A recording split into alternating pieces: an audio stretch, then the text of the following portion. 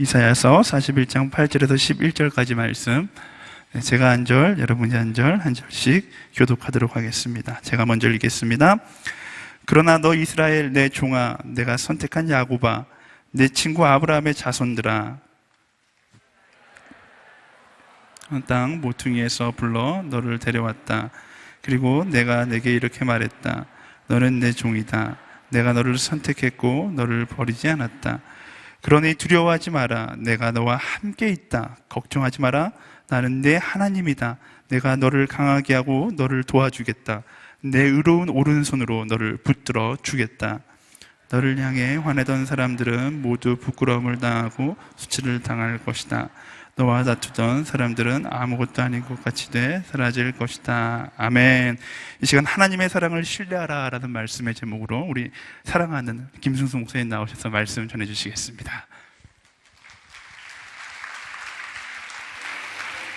할렐루야.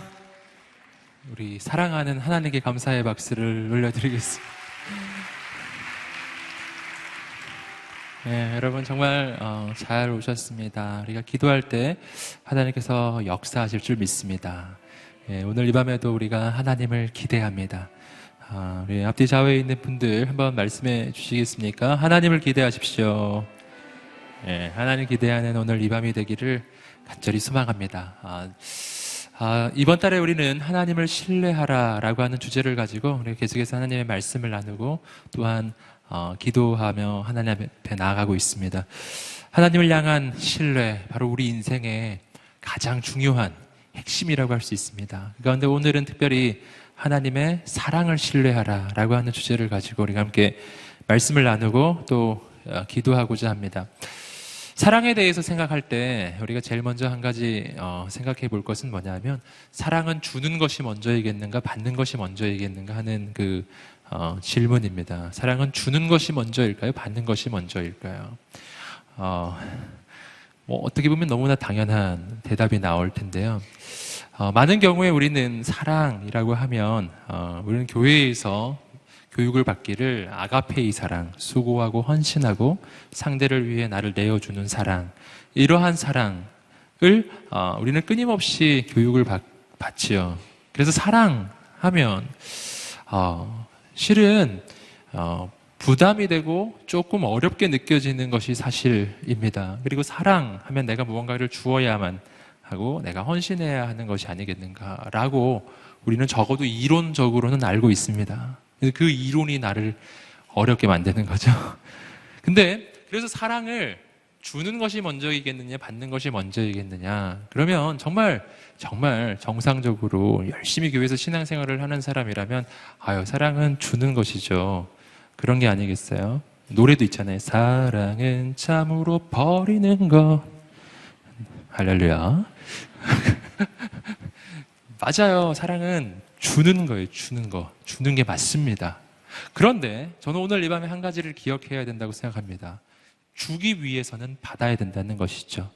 우리 인간은 내가 가지지 못한 것을 절대로 줄 수 없습니다. 없는데 어떻게 줄 수 있겠어요? 그러니까 정말 단순하고도 정말 쉬운 답 같지만, 사랑은 참 원래는 받는 게 먼저라고 하는 것이죠. 그래서 성경을 읽어보시면은 이 사랑에 대해서 이야기할 때 하나님도 우리에게 이 사랑에 대해서 이렇게 말씀해 주셨어요. 우리 함께 요한일서 4장 10절 말씀, 우리 자막이 나오는군요. 함께 한번 읽어보시겠습니다. 시작. 사랑은 여기 있습니다.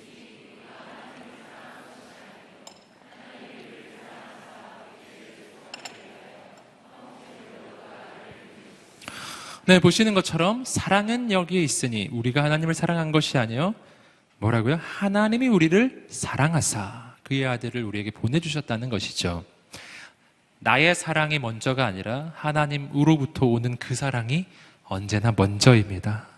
그래서 그 사랑이 내 안에 채워질 때, 그 사랑이 넘쳐나서 그 사랑이 또 다른 사람에게로 흘러가는 것이라는 사실이죠.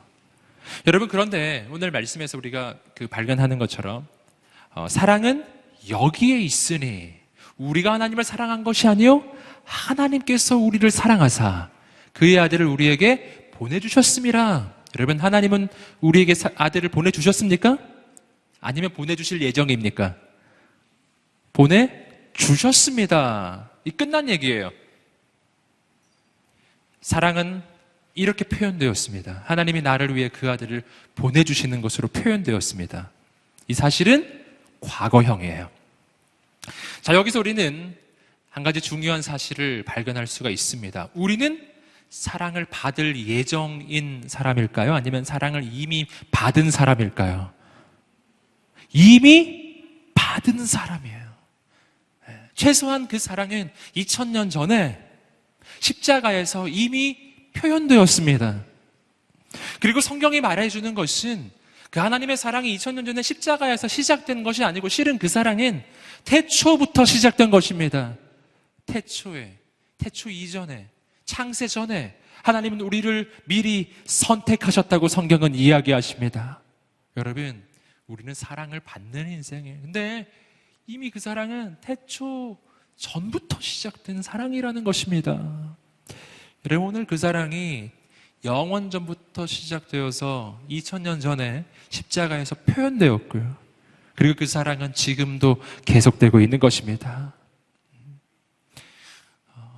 그 문제는 뭔가요? 문제는 하나님의 사랑은 과거형이라고 말씀드렸죠. 과거에 이미 일어난 거예요. 이 가운데 하나님의 사랑을 못 받은 사람이 있을까요? 없습니다. 단 한 사람도 없이 여러분 모두는 하나님의 사랑을 받은 사람입니다. 우리 가슴에 손을 얹고 한번 하나님의 음성을 스스로에게 말해 주시겠습니까? 하나님께서 나를 사랑하신다. 한번 말해 볼까요? 사랑하는 아들아, 사랑하는 딸아, 내가 너를 사랑한단다.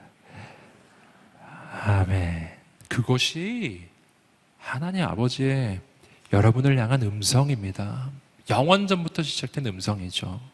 그런데 뭐가 문제일까요? 내가 그 사랑을 모른다는 게 문제예요. 여러분, 내가 모른다고 해서 없는 건 아니에요. 내가 느끼지 못하는 것이 문제입니다. 내가 느끼지 못한다고 해서 역시 없는 것이 아닙니다. 여러분, 참 신기하게도 분명히 있는데 내가 잘 못 느끼는 것이 있더라고요. 분명히 존재하고 있는데 내가 잘 못 느끼는 거예요. 가령 예를 들면 이런 것이죠. 여러분은 지금 지구의 중력을 느끼십니까? 여러분, 이 땅에서 살아갈 때 와우, 지구의 중력은 너무 세, 이렇게 생각하시는 분 계신가요? 예. 여러분 아마 이렇게 느낄 거예요. 내 몸이 무거워. 할렐루야. 몸이 무거우신 것은 중력을 세게 받기 때문이에요. 예. 여러분, 실은 지구가 날 끌어당기는 거예요. 예. 여러분, 똑같은 몸무게를 가지고 달에 한번 가보십시오. 당장 6분의 1로 줄어들 것입니다. 달에 가시면 다이어트를 안 해도 되시는 거예요. 분명 있으나 내가 잘 못 느끼는 것이 있습니다. 분명 있지만 잘 못 느껴요. 여러분, 요즘에 생수 사 먹지 않습니까? 생수 사 먹죠? 사 먹잖아요. 하지만 전 분명히 기억합니다. 제 나이가 뭐 그렇게 많은 것도 아니지만 사실 제가 초등학교 다닐 때만 해도 어디 외국에서는 막 물을 사 먹는다는 이런 이야기를 가끔 제가 들었었어요. 그래서 참 신기하다. 어떻게 물을 사 먹냐. 제가 초등학교 때 기억이에요. 그때 그런 기억이 납니다. 네. 왜냐면 물은 당연히 그냥 막 먹는 거였죠. 그 시절에는. 요즘엔 그렇지가 않죠. 지금에서야 아는 것이죠. 마실 물이 있다는 것. 이것은 진짜 놀라운 축복인데 옛날엔 잘 몰랐었던 것이죠. 여러분, 분명히 있는 것인데 잘 못 느끼는 거 굉장히 많습니다. 내가 잘 못 느낀다고 해서 없는 것이 아니라는 사실이에요. 하나님의 사랑이 바로 그런 것입니다. 여러분, 내 인생에는 하나님의 사랑이 가득합니다. 내가 잘 모르는 거예요. 내가 잘 못 느끼는 거예요. 여러분, 오늘 이 밤에 그 하나님의 사랑을 느끼고 깨닫고 알게 되는 밤이 되기를 간절히 소망합니다. 저희 집에 가재를 한 마리 키우고 있습니다. 바닷가재는 아니에요. 그래서 키워서 먹으려고 하는 것도 아니고 굉장히 조그만 가재. 우리 아들이 학교에 그 과학 실험 그 반에서 얻어온 가제가 있습니다. 예, 제 엄지손가락만 해요. 요만해요. 예, 또 저희 집은 이제 생명을 소중히 여기기 때문에 그 엄지손가락만한 가제는 공짜로 얻어왔지만 이 가제가 살 집은 돈 주고 샀어요. 예. 말도 안 되는 일이라죠. 공짜로 얻어온 가제를 위해서 진짜 마트를 가가지고 얘를 살려야지. 그러면서 예, 뭐 잘 꾸며준 건 아니지만 플라스틱 통, 이 투명한 통을 만들고 거기에 물을 넣고 물도 아주 좋은 물만 넣어줍니다. 뭐 삼다수라든가 특정 상품을 얘기했네요. 죄송해요.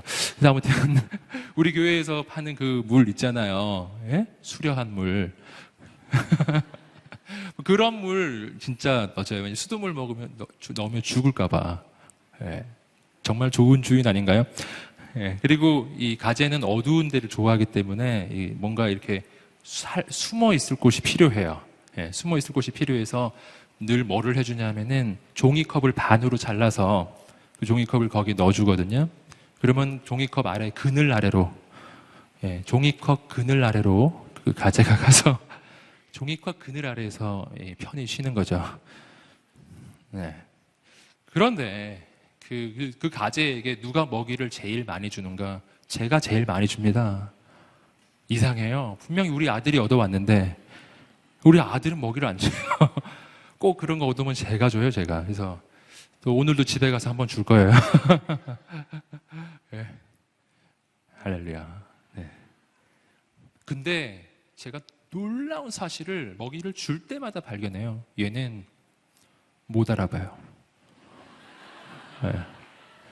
제가 이 가재가 우리 집에 온 지가 지금 몇 달째인지 몰라요. 한 5달 됐거든요. 지금 거의 매일 먹이를 주기 때문에 얘가 이제쯤이면 알아볼 때가 됐을 텐데, 야, 지금쯤이면 이제 넌 알아봐야 되는데 못 알아봅니다. 전혀 못 알아봐요. 제가 먹이를 주려고 뚜껑을 열고 이렇게 먹이를 이렇게 주려고 이렇게 하면은 이 가재가 저를 보면 자세가 어떤 자세가 나오는가? 이런 자세가 나옵니다. 이건 그 집게손이에요. 자기를 이렇게 해코지 하는 줄 알고, 그거 한두 번이죠. 5달이나 지났는데 제가 실망스러워요. 정말. 그렇지만 저는 그 가재에게 먹이를 줍니다. 먹이를 계속 줍니다. 우리 아내가 저한테 한마디 하더라고요. 야, 정말 가재를 사랑하시는군요. 네. 제가 한번 얘기했어요. 사랑에 대해 설교를 하는데 난 너무 사랑이 없는 것 같아. 그랬더니 우리 아내가 당신이 가재에 대해서 생각하는 걸 한번 떠올려 보세요. 이 가재는 못 알아보더라고요. 예, 못 알아보지만 제가 먹이를 안 주는 거 줍니다. 예. 예. 주인의 사랑은 영원합니다. 여러분, 이게 굉장히 중요해요. 내가 모른다고 해서 없는 것이 아니고 내가 못 느낀다고 해서 없는 것도 아닌 거예요. 예. 오늘 하나님은 우리의 인생을 돌보고 계시고 사랑하시고 붙잡고 계시지만 잘 모릅니다. 여러분, 오늘 우리가 하나님의 사랑을 깨닫게 되기를 소망합니다. 그리고 그 사랑을 알 때 우리 인생에 뭐가 시작되냐면은 내가 그 사랑을 알아야 내 인생에 사명이 시작돼요. 사랑과 사명, 뭐가 먼저일까요? 사랑이 먼저더라는 거예요. 내가 하나님의 사명을 완수해야 하나님의 사랑을 받을까요? 그렇지 않습니다. 성경을 보면 그 반대의 순서입니다. 내가 하나님의 사명을 이루었기 때문에 내가 하나님의 사랑을 받는 것이 아니고 내가 하나님의 사랑을 받았기 때문에 하나님의 사명을 이룰 수 있는 것입니다. 순서를 정확히 알아야 해요. 그러니 하나님 앞에서 너무 불안해하지 마십시오. 하나님 앞에서 내가 이것도 실수하고 저것도 실수하고 아니 한 건 별로 있지도 않고 맨날 실패만 거듭하는데 과연 하나님이 나를 사랑하실까? 하나님께서 당신을 사랑하십니다. 아멘. 그 사랑이 언제나 먼저입니다. 왜 그렇습니까? 왜냐하면 그 사랑을 받아야 그 사랑을 전할 수가 있지요. 사명은 하나님의 사랑을 전하는 것이 본질이거든요. 여러분, 하나님의 사명을 이루려면 뭐가 필요하죠? 나를 사랑하시는 하나님의 능력이 필요한 것이죠. 언제나 사랑이 먼저예요. 여러분, 우리 신앙의 첫 번째 시작은 바로 그 사랑을 알고 누리는 것에 있는 것입니다. 그래서 하나님께서 그의 아들 예수님이 그의 공생의 사역을 시작하실 때 제일 먼저, 예수님이 3년의 공생의 사역을 시작하실 때 제일 먼저 하나님께서 그 아들 예수님께 해주신 하늘로부터의 음성이 있습니다. 이 음성을 우리가 기억해야 됩니다. 함께 마태복음 3장 16절과 17절의 말씀을 읽어보시겠습니다. 시작.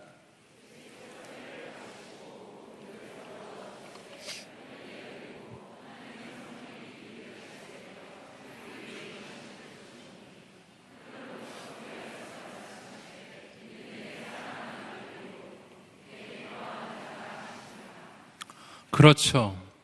예수님께서 그의 공생의 사역을 시작하실 때 제일 먼저 세례 요한에게 세례를 받으셨죠. 그렇게 공생의 사역은 시작합니다. 근데 그렇게 공생의 사역이 시작할 때, 그때 하나님께서 하늘로부터 주의 음성, 하늘의 음성, 아버지의 음성을 들려주셨어요. 이 음성이죠. 아까 읽으셨던 것처럼 이는 내 사랑하는 아들이요 내 기뻐하는 자라. 함께 한번 따라해 보실겠어요?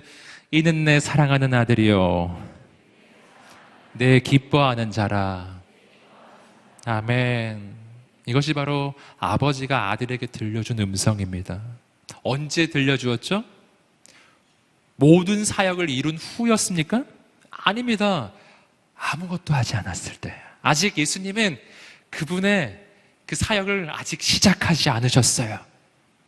여러분, 아무 일도 하지 않았을 때 아버지는 아들에게 말해줍니다. 이는 내 사랑하는 아들이요 내 기뻐하는 자라. 내가 너를 사랑하고 내가 너를 기뻐하노라. 아무것도 하지 않았지만, 아직 아무 일도 일어나지 않았지만, 너가 한 일은 없지만 그래도 나는 너를 사랑하고 내가 너를 기뻐하노라.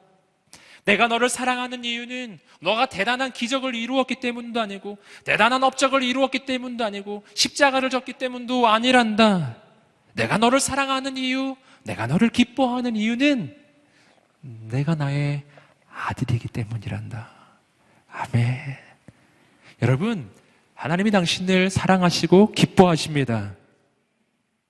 바로 이 음성 때문에 예수님이 그분의 공생의 사역을 감당하실 수가 있는 것입니다. 내가 어떻게 하나님의 사명의 길을 걸어갑니까?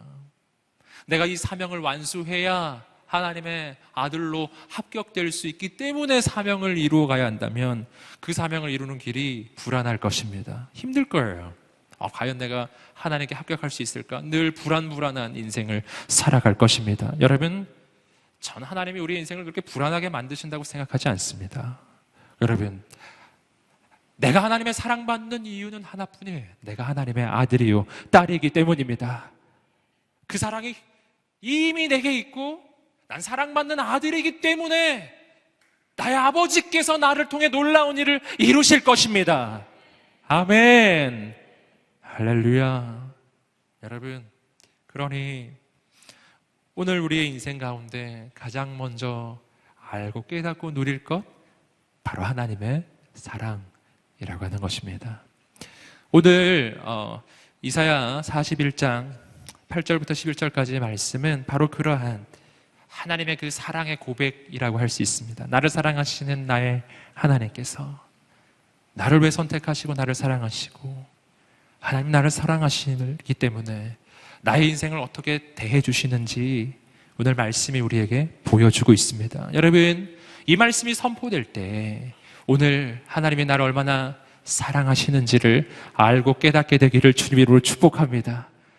성경에서 가장 위대한 격려와 위로의 말씀이 오늘 말씀에 적혀져 있습니다. 여러분, 이 말씀이 우리의 인생에, 우리의 심령에 새겨지기를 주님으로 축복합니다. 우리가 함께 하나님의 말씀 이사야 41장 8절 말씀을 읽어보시겠습니다. 시작.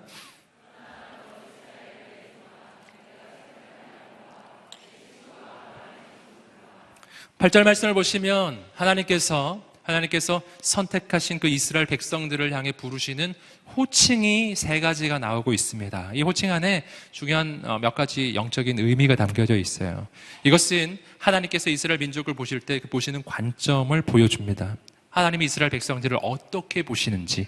이것은 이스라엘 백성들만을 향한 이야기가 아니죠. 예수 그리스도 안에서 우리가 예수님을 향한 그 믿음이 있을 때 우리는 모두 다 영적 이스라엘이 되고 바로 아브라함의 자손들이 되는 것이거든요. 여러분, 그래서 이 말씀 속에서 이스라엘 백성들을 향한 하나님의 이 약속과 이 사랑의 이 고백은 바로 우리를 향한 하나님의 말씀이기도 하다는 것입니다. 그래서 이사야서 41장 지금 8절의 말씀에서 하나님이 이스라엘 백성들을 향해 부르시는 이 호칭 세 가지는 바로 우리를 향한 호칭 세 가지이기도 해요. 한번 볼까요? 첫 번째는 뭔가? 첫 번째 뭐라고 되어 있죠? 그러나 너 이스라엘 내 종아. 너 이스라엘 백성들은 누구라고요? 나의 종이다. 넌 나의 종이란다. 성경을 보시면 하나님과 우리 사이의 관계를 표현하는 몇 가지 표현들이 나옵니다. 우리와 하나님 사이의 관계는 주인과 종, 하나님이 주인, 우리가 종인 이런 관계이기도 하고요.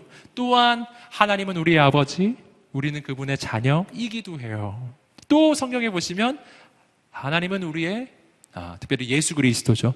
예수 그리스도는 우리의 신랑이고 우리는 그분의 신부이기도 합니다. 이런 하나님과 우리 사이를 나타내는 몇 가지 표현들이 있는데 그 하나하나의 표현마다 중요한 영적인 의미가 담겨져 있습니다. 첫 번째, 오늘 말씀에서 보는 것은 뭐냐면 하나님은 주인이시고 나는 그의 종이라고 하는 것이죠.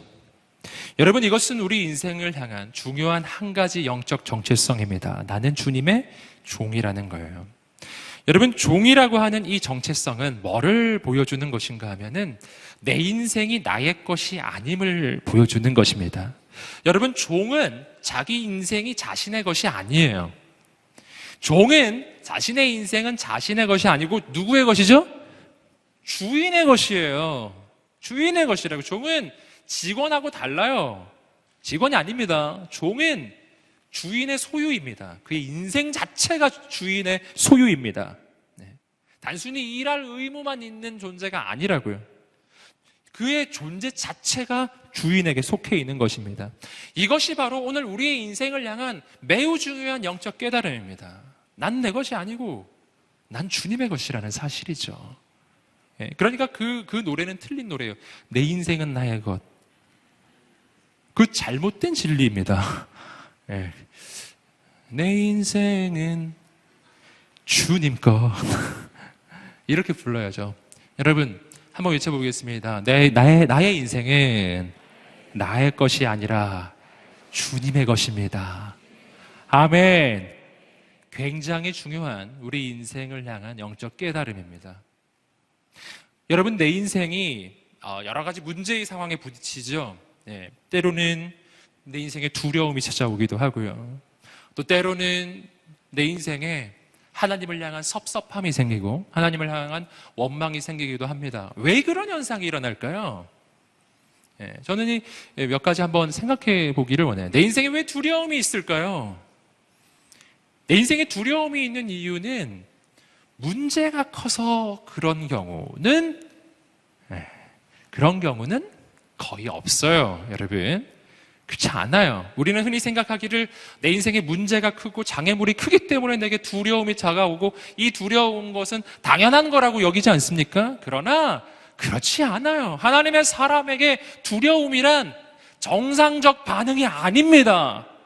여러분, 하나님의 사람을 향해 하나님이 언제나 해주시는 말씀이 두려워하지 말라. 아멘. 하나님 이렇게 말씀하지 않으셨어요. 너의 인생을 상황을 보니까 너 두려워하는 것도 당연해.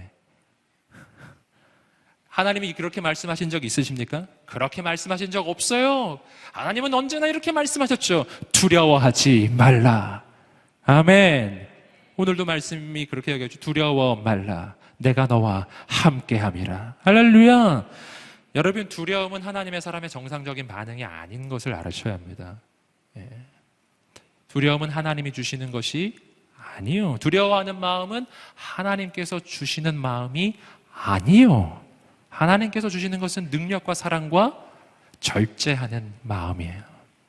여러분, 그러니 오늘 우리가 깨달아야 되죠. 왜 두려움이 오는 것인가? 두려움이 오는 이유 몇 가지 설명해 볼 수 있는데 그중에 오늘 말씀을 통해 한 가지 우리가 발견하는 것이 있습니다. 내게 두려움이 생기는 이유는 문제가 커서가 아니라 내 인생을 나의 것이라고 여기고 있기 때문이에요. 내가 내 인생의 주인이라고 여기고 있기 때문이에요.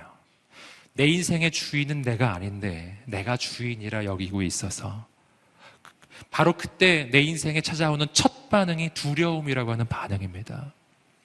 왜 그렇죠? 왜냐하면 언제나 주인이 책임지는 것이기 때문이에요. 여러분 항상 종은 책임이 없어요. 책임은 주인이 지는 것입니다. 그러니까 내가 내 인생의 종이 아니라 내가 내 인생의 주인이라고 여기는 그 순간 즉시 내 인생 전체는 나의 책임 속으로 들어오는 거예요. 내가 책임져야 되는 내가 책임질 능력이 없기 때문에 그래서 즉시 내 마음속에 찾아오는 것이 두려움이에요. 그래서 내가 내 인생을 내가 종이 아니라 주인이라고 여기는 것과 내가 두려움을 느끼는 것은요 거의 동시에 일어나는 일입니다. 여러분 오늘 우리가 깨닫게 되기를 소망합니다. 그러니까 내가 이 두려움을 이기기 위해서 어떻게 해야 될까요? 내가 이 두려움을 이기기 위해서 필요한 일은 나의 조건을 갖추고 나의 배경을 갖추고 나를 도와줄 인맥을 찾는 일이 아니라는 것입니다. 그런 것으로 두려움이 사라지지가 않는 거예요. 정말 본질적 해결책이 내게 필요한데요. 그 본질적인 해결책은 내 인생의 진짜 본질을 깨닫는 것입니다. 여러분 오늘 해보십시오. 내 인생의 주인이 내가 아니라 우리 주 예수 그리스도께서 나의 주인이 되신다. 이것이 내게 진짜 내 믿음으로 내 마음속에 들어오는 그 순간 할렐루야! 여러분의 인생에 자유가 올 것입니다. 진리를 알지니 진리가 너희를 자유케 하리라. 진짜를 알아야 돼. 이것은 나 스스로를 어떤 세뇌시키거나 이건 나 스스로의 자기를 기만하는 게 아니라는 거예요.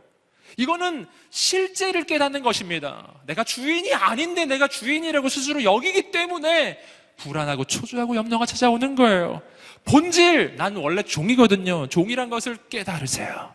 선포하세요. 난 내 인생의 주인이 아니라 난 종이야. 내 인생의 주인은 따로 있는데 우리 주님께서 내 인생의 주인이시니라. 할렐루야. 이렇게 선포하시기를 주님으로 축복합니다. 아멘. 종은 자유해요. 자유한 것입니다. 여러분 나를 지키시는 나의 주인께서는요 좋으신 분이에요. 우리 주님은 좋으신 분이거든요. 만약 나의 주인이 나쁜 분이었으면 인생이 좀 어려울 수도 있습니다. 하지만 성경은 말합니다. 나의 주인은 너무 좋은 분이어서 종을 위해 목숨을 버릴 만큼 말도 안 되는 그런 주인이에요. 그런 주인. 나를 너무 사랑하고 그리고 종을 위해서라면 무엇이든 하는, 여러분 그 종을 위해서 여러분 온 우주를 동원하는 능력의 주님, 그분이 나의 주인이십니다. 아멘. 여호와는 내 생명의 빛이 되시니 내가 누구를 두려워하리요, 내가 누구를 무서워하리요. 아멘. 여러분 내 인생의 주인이 바로 하나님이신 것을 깨닫는 이 밤이 되기를 주님으로 축복합니다. 나 자신의 본질을 깨닫는 것이죠. 내 인생에 내가 주인이라고 여기기 시작할 때 일어나는 또 한 가지 현상이 있습니다. 그건 하나님에 대한 섭섭함이에요. 하나님에 대해서 섭섭하게 느껴보신 적 계신가요? 하나님이 내 것을 자꾸 뺏어가는 것 같은 거예요. 하나님 왜 내 걸 자꾸 뺏어가세요? 이것도 뺏어가고 저것도 뺏어가고 자꾸만 하나님 가져가는 것 같은 거예요. 하나님이 내가 하는 일을 자꾸 방해하는 것만 같은 거예요. 그래서 불평이 나옵니다. 원망이 찾아옵니다. 그런 거 느껴보셨나요? 왜 그렇게 하나님에 대해서 섭섭함이 느껴질까요? 정말 하나님이 나를 섭섭하게 대하셔서 그럴까요? 아닙니다. 그렇지 않습니다. 이것도 동일한 것인데 내가 하나님께 섭섭함을 느낄 때, 하나님을 향한 원망이 찾아올 때 그 순간 내 마음의 내면을 곰곰이 지켜보세요. 그러면 깨닫게 될 것입니다. 내가 나의 인생의 주인으로 여기고 있구나. 여러분, 종은 섭섭한 게 없어요. 예, 종이 뭐가 섭섭해요?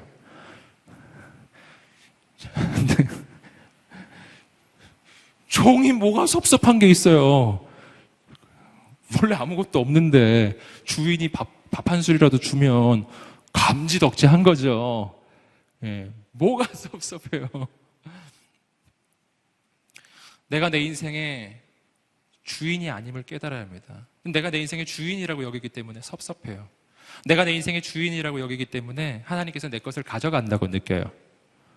가져가신다고 느껴요. 그러나 곰곰이 생각해 보십시오. 그것이 진짜 당신의 것인가요? 내 인생에 내 것이 있었던가요? 내 인생에 대체 무엇이 내 것인가요? 내 인생의 소유 중에서 내가 가진 거라고 여기는 것 중에 진짜 당신의 것이 있나요? 없습니다. 네. 없습니다. 그 말이 맞아요. 공수래 공수검. 진리가 담겨진 말이죠. 여러분, 진짜 당신의 것은 만약 진짜 당신의 것이라면 그거 어머니 뱃속에서 들고 나왔어야 했고요. 일단 첫 번째. 두 번째, 진짜 그게 당신의 것이라면 이 땅을 떠날 때 그거 가지고 가셔야 돼요. 진짜 당신의 것이면. 그런데 저 천국에 가실 때 혹은 간혹 지옥에 가실 때 예. 혹시 이 땅에서 있는 것 중에 들고 가실 거 혹시 있으신가요? 가지고 가실 수 있어요? 예. 가져갈 수 있는 건 없습니다. 여기서 다 놓고 가는 거예요. 다 놓고 가는 거예요. 근데 어떻게 그걸 내 거라고 하죠? 그게 어떻게 내 거예요? 여기서 다 놓고 갈 건데. 여러분, 내 건 없습니다. 하나님 주셔서 있는 거예요. 그러니 욥의 고백이 맞는 고백인 거예요. 주신 자도 여호와시요 취하신 자도 여호와시니 오직 하나님께서 영광을 받으실지니라. 할렐루야. 아멘. 여러분, 원래 없는 것이거든요. 그러니 오늘 내가 하나님 앞에서 보여야 될 반응은 뭐냐면, 내가 진짜 종이라는 걸 깨닫는다면 내가 하나님 앞에서 해야 될 반응은 오직 하나뿐이에요. 감사. 뭐가 있다면 다 하나님의 은혜이거든요. 여러분, 오늘 내가 이곳에 올 수 있었던 것도 감사. 오늘 저녁 드셨나요? 드신 분은 드실 수 있었음에 감사. 못 드셨나요? 그러면 다이어트 할 수 있었음에 감사. 여러분, 다 감사한 것 뿐인 것이죠. 뭐라도 하나 있으면 다 감사할 것들입니다. 더 중요한 사실이 있습니다. 나의 주인은 정말 좋으신 분이어서 내게 있는 것을 잠시 가져가시는 듯 하나, 그러나 그렇게 느껴질 때가 있지만 그 뒤에 더 좋은 것으로 내 인생을 채워주시는 나의 주인이시라는 것입니다.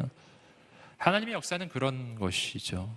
내가 작은 밀알 하나를 땅에 심으면 그 하나를 잃는 것처럼 느껴지지만, 그러나 30배, 60배, 100배 열매가 맺어지는 것입니다.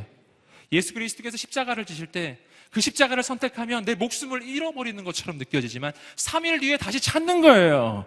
그뿐만 아니라 모든 이름이면 뛰어난 이름으로 높여지는 것입니다. 할렐루야. 여러분, 나의 주인은 좋으신 분이십니다. 그분은 나를 사랑하시는 분이세요. 여러분, 이것을 믿으시기를 주님의 이름으로 축복합니다. 하나님의 놀라운 역사가 일어날 것입니다. 오늘 말씀을 보시면 또 한 가지 표현이 나옵니다. 두 번째, 내가 선택한 야곱아. 이렇게 그 이스라엘 백성들을 부르십니다. 함께 말해보겠습니다. 내가 선택한 야곱아. 아멘. 호칭이 조금씩 다르다는 걸 아시겠죠? 첫 번째, 이스라엘 내 종아. 두 번째, 내가 선택한 야곱아. 야곱아라고 하는 호칭으로 이스라엘 백성들을 지금 부르고 있습니다. 야곱아라고 하는 이 호칭에는 굉장히 중요한 영적 의미가 담겨져 있습니다. 특별히 내가 선택한 야곱아, 이렇게 돼 있죠. 난 야곱을 선택하였다라는 뜻이에요. 야곱은 어떤 의미를 가집니까? 야곱은 그 이름 자체가 속이는 자라고 하는 의미를 가지고 있죠. 야곱은 그의 인생 자체가 뭐를 보여주냐면은 도무지 하나님께로부터는 선택을 받을 만한 자격이 없는 자를 보여주는 것입니다. 그는 속이는 자, 그는 평생에 도무지 사모할 만한, 어떤 존경할 만한, 어떤 본이 될 만한 그러한 인격이나 이런 모습을 보여준 적이 거의 없어요. 놀랍게도. 네. 별로 없어요. 이름 그 자체입니다. 여러분, 그는 형을 속이고 아버지를 속이고 어떻게 해서든지 인생의 복을 받으려고 그렇게 아등바등 애를 썼던 인생. 외삼촌의 집에 갔더니 이제 자기보다 한술 더 뜨는 사기꾼을 만나가지고 또 속고 예, 속고 이렇게 평생 살았습니다. 아등바등. 야곱의 인생에 한 가지 키워드가 있다면 그건 복이에요, 복. 그는 인생에 한 가지를 추구했습니다. 복. 난 복 받는 인생이 되고 싶어. 예. 그래가지고 그렇게 애를 쓰며 살았고요. 애를 쓰고 애를 써서 진짜 정말 축복을 받아서 정말 적어도 물질적으로는요. 정말 그 지역 일대에 대단한 인물이 됐지요. 예. 그러나 우리가 한 가지 사실을 알아야 합니다. 뭐냐 하면 야곱인 그렇게 아등바등 애를 써서 복을 받으려고 다른 사람을 속이고 그렇게 사기를 치고 그렇게 악한 방법을 써서 그렇게 살 필요가 없었다는 거예요. 사실은 원래는 그래요. 여러분, 그가 그렇게 다른 일을 속이고 빼앗고 그렇게 살았기 때문에 늘 불안했고 형에게 쫓기고 외삼촌에게 쫓기고 인생이 언제나 어려웠고 그 집안은 분란이 그치지가 않았던 집안, 그렇게 인생을 살았던 것이죠. 그러나 그가 그렇게 추구했던 그 복, 그가 그렇게 추구해서 애를 써서 인간적으로 얻었던 그 복이 실은 하나님께서 원래 그에게 주시려고 결정했던 것이란 사실이에요. 그는 원래 하나님의 복을 받기로 결정된 인생이었어요. 창세기 25장 23절에서 야곱이 태어나기 전에 그가 아직 어머니의 뱃속에 있었을 때 하나님께서 그의 어머니 리브가에게 해주신 말씀입니다. 함께 읽어보시겠습니다. 시작. 여호와께서 그녀에게 말씀하셨다.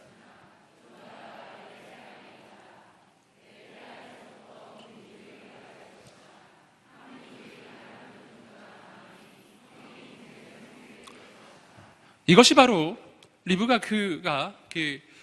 야곱과 에서를 그 태중에 잉태하고 있었을 때, 아직 아무것도 하지 않았을 때, 아직 태어나지도 않았을 때 하나님께서 해주신 말씀이에요. 뭐라고요? 형이 동생을 섬기게 될 것이다. 여러분, 하나님이 미리 선택하셨습니다. 여러분, 왜 야곱이 장자의 축복을 받게 되는지 아시겠어요? 야곱 스스로는 애쓰고 힘써서 다른 일을 속여가지고 자기가 빼앗은 거라 여겼지만 실은 그는 원래 장자의 축복을 받기로 원래부터 태어나기 전부터 선택되고 결정된 사람이었다는 사실입니다. 그런데 그가 그 하나님의 약속을, 이미 어머니로부터 주어지고 있는 이 하나님의 약속을 믿지 못해서 하나님께 맡기지 아니하고 자기 힘과 자기 노력으로 애쓰고 힘써서 무언가를 성취하려고 애를 썼지만, 여러분, 그러나 실은 그는 그렇게까지 안 했어도 됐었던 인생이었어요. 뭐가 필요하죠? 하나님을 의지하고 하나님께 맡기는 인생이 되어야 한다는 것입니다. 여러분, 하나님께 맡기는 인생이 되시기를 주님으로 축복합니다. 하나님을 의지하시기를 주님으로 축복합니다. 하나님을 신뢰하시기를 주님으로 축복합니다. 하나님의 그 사랑을 신뢰하시기를 주님으로 축복합니다. 아멘. 여러분, 야곱의 인생은 야곱 한 사람의 인생을 보여주는 것이 아니라 실은 도저히 하나님의 선택을 받을 수 없는 인생, 도저히 본받을 만한 인격과 신앙을 가지지 못한 인생, 정말 연약하고 부족한 인생을 하나님이 선택해 주셨다는 것을 보여주고, 그러니 하나님이 나도 선택하신다는 것을 말해주는 것입니다. 여러분, 하나님께서 당신을 선택하셨습니다. 왠지 아시겠어요? 여러분, 우리가 밑에서도 보시겠지만 부족하기 때문에 선택하시는 것입니다. 연약하기 때문에 선택하시는 것입니다. 약한 자를 통해서 강한 자를 부끄럽게 하시는 하나님, 여러분, 그 하나님을 신뢰하시기를 주님으로 축복합니다. 아멘. 할렐루야. 편한 인생을 사십시오.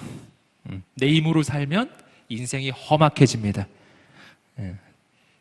야곱이 스스로 고백했어요. 내가 험한 인생을 살았다고.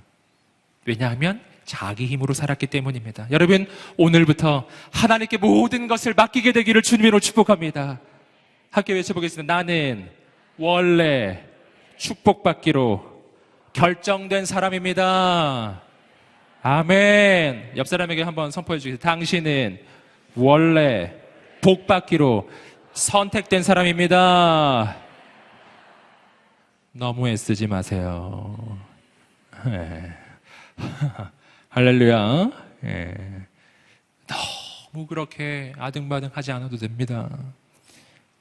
내게 필요한 것은 하나님을 의지하는 일이에요. 더 의지하십시오. 더 의지하십시오. 하나님을 의지하면 의지할수록 더 놀라운 하나님의 역사가 일어날 것입니다. 하나님 앞에 맡겨버리세요. 하나님 앞에 맡겨버리세요. 오늘 이 밤이 그러한 밤이 되기를 주님으로 축복합니다.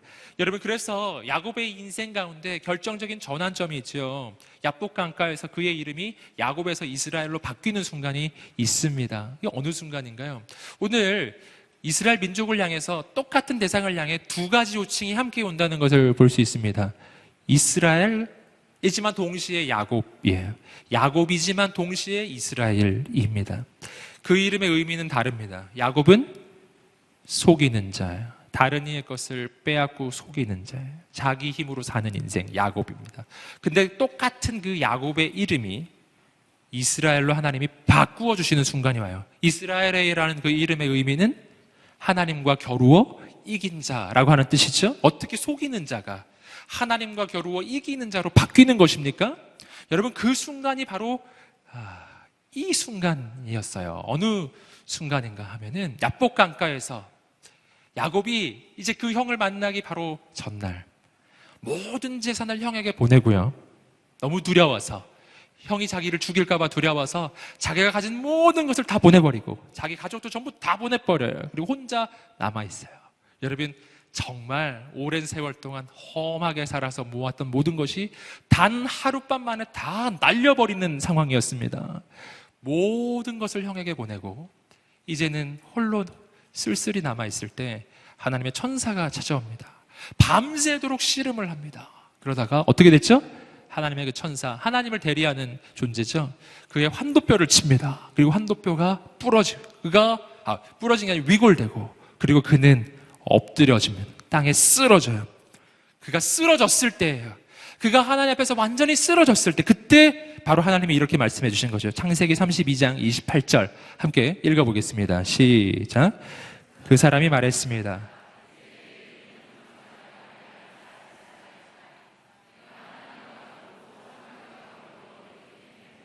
아멘. 내 이름은 이제 더 이상 야곱이 아니라 이스라엘이다. 내가 하나님과 겨루어 이겼기 때문이다. 여러분, 이거는 정말 역설적 표현이에요. 이때 야곱이 하나님과 겨루어서 이겼습니까? 이기지 못했습니다. 밤새도록 씨름하다가 환도뼈가 위골이 되고, 그리고 그는 땅에 쓰러져 버렸어요. 그는 더 이상 제대로 걸을 수 없는 장애인이 된 거였어요. 여러분, 그는 더 이상 일어날 수가 없었습니다. 진 거예요. 하나님께 진 것입니다. 그런데 하나님께서는 야곱이 쓰러지는 그 순간, 하나님 앞에 엎드리는 그 순간 이렇게 말씀해 주셨어요. 넌 이제 야곱이 아니라 이스라엘이란다. 너 하나님과 겨루어 이겼기 때문이란다. 여러분, 무엇이 하나님께 이기는 것입니까? 이것은 아주 역설적인 표현이죠. 하나님과 겨루어 이긴다는 것은 하나님과 겨루어 지는 것을 의미하는 거예요. 여러분, 하나님 앞에 무릎을 꿇을 때, 하나님 앞에 엎드릴 때, 그것이 바로 하나님 보시기에 그것이 바로 하나님과 겨루어 이기는 것입니다. 여러분, 오늘 우리의 인생의 이 신앙의 이 내용이죠. 야곱 같은 나의 인생이 어떻게 이스라엘로 바뀌는가죠. 속이는 자가 어떻게 하나님과 겨루어 이기는 승리자가 되는가. 하나님 앞에 엎드리는 이 밤이 되시기를 주님의 이름으로 축복합니다. 그래서 오늘 말씀이 이렇게 이야기합니다. 그러나 너 이스라엘 내 종아, 내가 선택한 야곱아. 할렐루야. 그리고 또 이렇게 세 번째 이렇게 부르고 있죠. 내 친구 아브라함의 자손들아. 나의 친구 아브라함, 그 아브라함의 자손들아. 우리는 어떤 존재라고요? 아브라함의 자손들이라는 것입니다. 신약에서 이야기해주고 있습니다. 내가 예수 그리스도를 믿을 때 그 믿음 안에서 나는 혈통적으로는 이스라엘 백성이 아니지만, 그러나 믿음으로 아브라함의 자손으로 바뀌는 것입니다. 그런데 여기서 아브라함의 자손이라고 하는 이 표현이 말해주는 중요한 영적 의미가 하나 있습니다. 그건 뭐냐면 아브라함에게 자손이 무슨 의미입니까? 아브라함이 원래 자손이 있었습니까? 여러분, 아브라함은 원래 자손이 없었습니다. 아브라함은 원래 자식이 없는 사람이었어요. 여러분, 그는 언제 자식을 얻습니까? 100세 때 자식을 얻는 거예요. 도저히 인간의 힘으로는 자식을 얻을 수 없는 그때 자식을 얻은 것이죠. 여러분, 이 자식은 누가 준 자식입니까? 하나님께서 주신 자식, 하나님께서 주신 아들이라고 하는 사실입니다. 할렐루야. 자, 여기서 우리는 아브라함의 자손이라고 표현할 때 내 인생이 아브라함의 자손임을 안다는 것이 무엇을 의미하는지를 깨닫는 거예요. 여러분, 이삭은 하나님의 은혜가 아니고서는 태어날 수 없는 존재예요. 아브라함의 능력으로 낳은 아들이 아니라니까요. 하나님의 은혜로만 태어난 아들, 그가 바로 아브라함의 자손이라는 것입니다.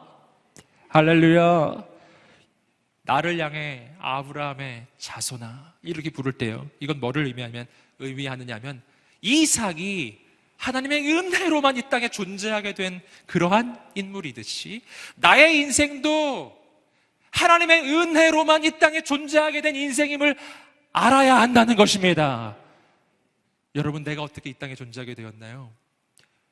하나님의 은혜가 아니고서는 이 땅에 존재할 수 없는 인생입니다.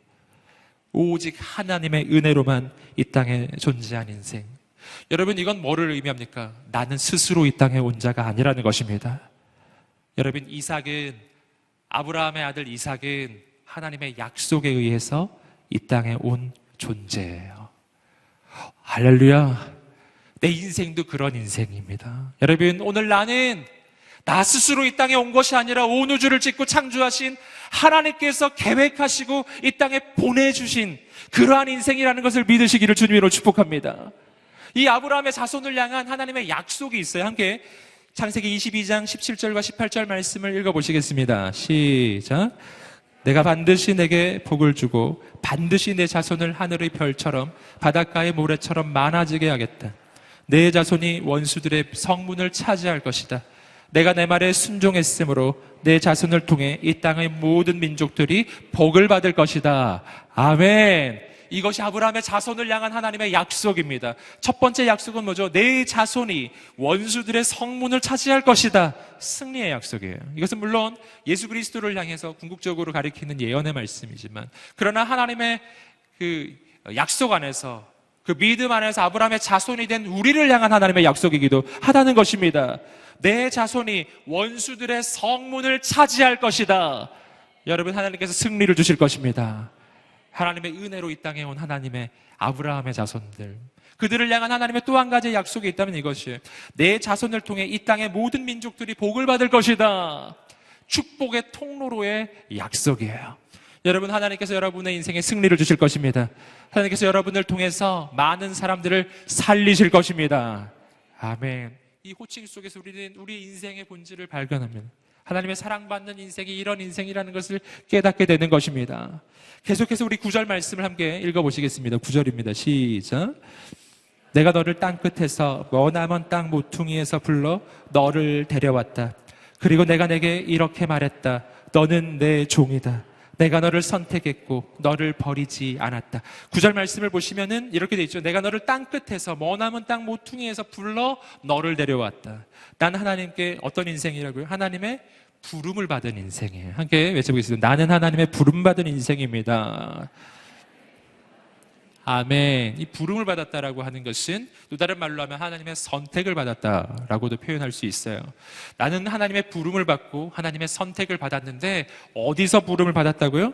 땅 끝에서 부름을 받았다고요. 땅의 모퉁이에서 부름을 받았다는 것입니다. 이게 뭐를 얘기해요? 땅 끝은 뭐를 이야기하는 것입니까? 좋은 데가 아니란 뜻이에요. 여러분, 역사의 중심에 있는 인생이 아니란 뜻이에요. 역사의 변두리에 있는 인생이라는 것입니다. 변두리 인생. 그렇죠? 시골 출신. 격려하고 축복합니다. 예. 전에도 말씀드렸죠? 예수님도 시골 출신이에요. 그래서 늘 격려합니다. 예. 나사렛에서 무슨 선한 것이 날 수 있느냐? 그가 바로 예수 그리스도세요. 여러분 격려하고 축복합니다. 내가 땅 끝까지 가 있어도, 땅의 모퉁이에 가 있어도 하나님께서 나를 불러내실 것입니다. 굉장히 중요해요. 자, 여기서 우리는 아주 중요한 사실을 깨달을 수 있습니다. 내 인생에서 중요한 것은 내가 어디에 있느냐가 아니라는 사실이에요. 내가 어디에 있느냐 때문에 고민하지 않으시기를 주님으로 축복합니다. 성경은 이렇게 말한다고요. 언제나 이렇게 말해요. 내가 땅 끝까지 가 있어도 내가 거기서 너를 찾아낼 것이다. 여러분, 내 인생에 중요한 것은 나의 인생의 위치가 아니라 하나님이십니다.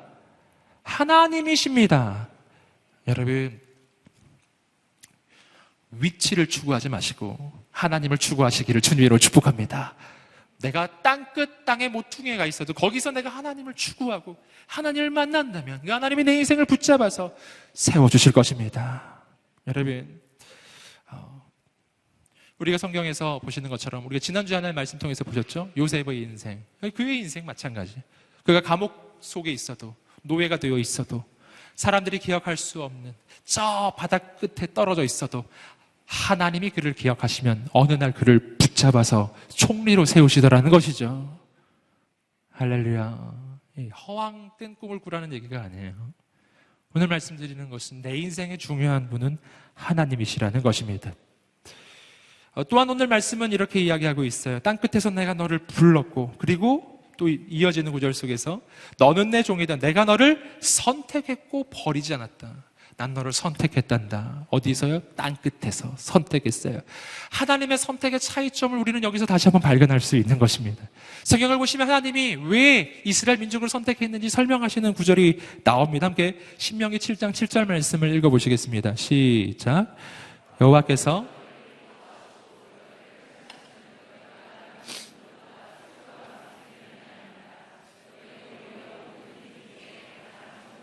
아멘. 할렐루야. 하나님께서 이스라엘 민족을 선택하신 이유, 크고 수요가 많은 광대한 민족이 아니라 그런 민족이었기 때문이 아니고 부족하고 작기 때문에 하나님이 그들을 선택하셨다는 것입니다. 여러분, 하나님의 선택은 인간의 선택, 세상의 선택과 언제나 반대 방향을 향하고 있습니다.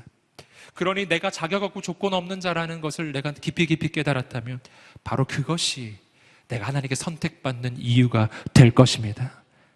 내가 작기 때문에 선택받는 거예요. 여러분, 하나님은 왜 부족한 자를 선택하실까요? 그 까닭은 부족한 자를 선택하실 때 그를 통해 하나님의 살아계심이 증거되기 때문이에요. 저렇게 부족한 사람을 통해서 역사가 나타난다면 분명 하나님의 역사임에 틀림없기 때문이지요. 여러분, 내 인생이 진짜 부족하다는 것을 내가 진정 깨달을 때 그때 나는 하나님 앞에 무릎을 꿇기 때문이에요. 여러분, 오늘 이 밤이 그 밤이 되시기를 주님의 이름으로 축복합니다. 말씀은 또 이렇게 이야기하고 있어요. 내가 너를 버리지 않았다. 함께 말해 보시겠습니다. 너를 버리지 않았다. 아멘. 난 버림받은 인생이 아니라는 사실이에요. 여러분, 이것이 하나님께서 우리에게 들려주시는 음성입니다. 세상에서 내가 경험하는 이 현실이 무엇인가? 이것은 내가 버림을 받았다라는 것이죠. 작게든 크게든 나는 여기서 버림을 받고 저기에서 버림을 받고 사람들에게서 버림을 받았다라는 그 느낌이 내 인생을 정말 어렵게 만드는 느낌이지요. 여러분, 그러나 오늘 말씀이 이야기하고 있어요. 온 세상이 다 나를 버려도 온 우주의 주인이신 하나님께서는 나를 버리지 않으신다고 말씀하십니다. 오늘 말씀은 이렇게 이야기하고 있어요. 내가 너를 버리지 않으리라 라고 말씀하지 한 것이 아니에요. 미래형이 아니라는 겁니다. 과거형이에요. 내가 너를 버리지 않았다. 여러분, 하나님은 날 버리지 않기로 결정하셨습니다. 이것을 믿으시기를 주님으로 축복합니다. 왜 버리지 않으실까요? 왜냐하면 당신은 하나님의 작품이기 때문이지요. 하나님이 당신을 포기할 수 없는 것이죠. 계속해서 41장 10절 말씀입니다. 읽어보시겠습니다. 시작. 그러니 두려워하지 마라.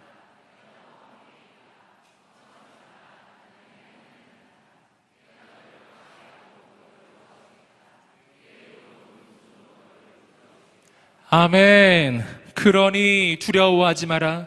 내가 너와 함께 있다. 개역 개정판으로 이 부분을 읽어드리겠습니다. 두려워하지 말라. 내가 너와 함께함이라. 놀라지 말라. 나는 내 하나님이 됨이니라. 할렐루야.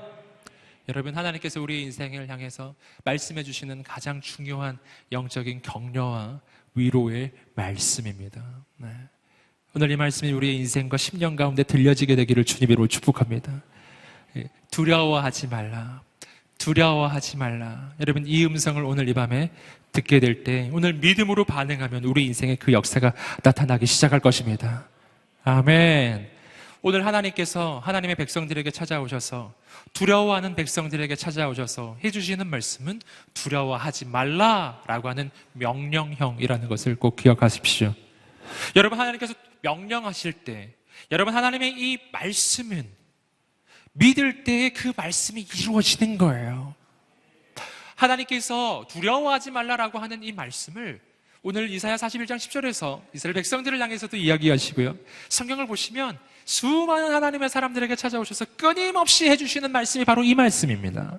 가장 대표적인 케이스가 여호수아의 케이스죠. 여호수아가 모세의 뒤를 이어 이스라엘의 지도자가 되었을 때 정말 두려웠지요. 민족을 이끄는 지도자로 어느 날 세워졌을 때 얼마나 두려웠겠어요. 그 마음에 두려움이 있을 때 하나님께서 여호수아에게 찾아오셔서 해주신 것은 오직 하나예요. 말씀만 해주셨습니다. 두려워하지 말라. 말씀만 해주셨어요. 여러분, 구체적인 조치를 취해 주셨나요? 안 취해 주셨어요. 그냥 말씀만 하셨어요. 여호수아 1장에 보시면 나옵니다. 두려워 말라. 여러분, 왜 말씀만 하실까요? 왜 하나님은 자꾸 말씀만 하실까요? 오늘 이사야 41장 10절도 마찬가지잖아요. 말씀만 하고 계시잖아요. 이 말씀을 하기 전과 한 후에 어떤 구체적인 상황의 변화가 일어납니까? 일어나지 않습니다. 여호수아 1장에서 여호수아가 두려워하고 있을 때 그 전과 후에 하나님이 두려워하지 말라라고 말씀하시기 전과 말씀하신 후에 어떤 구체적 변화가 일어났습니까? 일어나지 않았습니다. 안 일어난다니까요. 그러나 이 말씀이 들려질 때 여호수아는 담대하게 일어나기 시작하는 것이죠. 여러분, 어떻게 그런 것입니까? 왜 구체적인 변화가 아무것도 일어나지 않았는데 이 말씀만 듣고서 그의 인생은 달라지는 것이죠? 왜 그렇습니까? 아까 말씀드렸죠? 여러분, 하나님의 말씀은 살아서 역사하는 능력이 있습니다. 살아서 역사하는 능력이 있습니다. 하나님께서 창세기 1장에서 빛이 있으라 라고 선포하셨습니다. 빛이 있으라 라고 선포하실 때 만물은 그 말씀에 믿음으로 반응해. 믿음으로 반응하면 빛이 생기는 것입니다. 할렐루야. 하나님의 말씀이 들려질 때 그 말씀을 내가 믿음으로 반응하면 즉시 그 말씀이 이루어지는 거예요. 여러분, 동일해요. 하나님께서 우리에게 어떤 말씀을 들려주셨을 때 내가 믿음으로 반응하면 그 말씀이 내 심령과 나의 인생에 이루어지는 말씀입니다. 여러분, 환경이 바뀌어야 두려움이 사라지는 것이 아니에요. 왜 두려움이 사라지죠? 두려워하지 말라라고 온 우주를 지으신 창조주 하나님께서 내 영혼에 선포해 주셨기 때문이에요. 할렐루야. 어둠 속에 빛이 있으라 라고 할 때 빛이 생기듯이 두려움 가운데 있는 나의 영혼에 오늘 하나님께서 선포해 주십니다. 두려워하지 말라. 아멘. 아멘 소리가 좀 작으시군요. 다시 한번 해볼까요? 두려워하지 말라. 아멘. 여러분, 하나님의 음성을 믿음으로 받으세요. 이 말씀이 내 영혼에 지금 들려옵니다. 그 말씀을 받으면 내 영혼에 즉시 새로운 변화가 일어나기 시작합니다. 말씀이 능력이기 때문이에요. 말씀만 하옵소서. 그 말씀이 내게 이루어지는 줄 믿습니다. 두려워하지 말라. 뭐라고요? 내가 너와 함께 함이니라. 할렐루야. 내가 너와 함께 함이니라. 자, 여기서 우리는 아주 중요한 사실을 발견합니다. 두려워하지 않을 수 있는 이유, 하나님이 계시기 때문이라는 사실이죠. 뒤집으면 내가 두려워하는 이유는 내가 하나님을 보지 못하고 있기 때문이라는 거죠. 오늘 이 밤이 하나님을 보는 밤이 되기를 주님으로 축복합니다. 말씀은 계속해서 이렇게 이야기하고 있죠. 걱정하지 마라. 나는 내 하나님이다. 할렐루야. 여기서 말하는 이 하나님은 바로 창세기 1장에서 말하는 그 하나님입니다. 원어로는 엘로힘이라고 불려진, 여러분, 창조주 하나님, 내가 믿는 하나님은 온 우주의 창조주이십니다.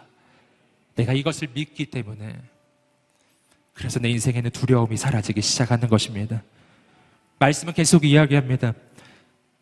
내가 너를 강하게 하고 너를 도와주겠다. 내 의로운 오른손으로 너를 붙들어 주겠다. 주어를 보세요. 누구라고요? 내가. 여러분, 하나님께서 하실 것입니다. 여러분, 이사야 41장 10절의 말씀이 우리 인생 가운데 이루어지게 되기를 간절히 소망합니다. 마지막으로 이사야 41장 11절의 말씀을 함께 읽어보시겠습니다. 시작. 너를 향해 화내던 사람들은 모두 부끄러움을 당하고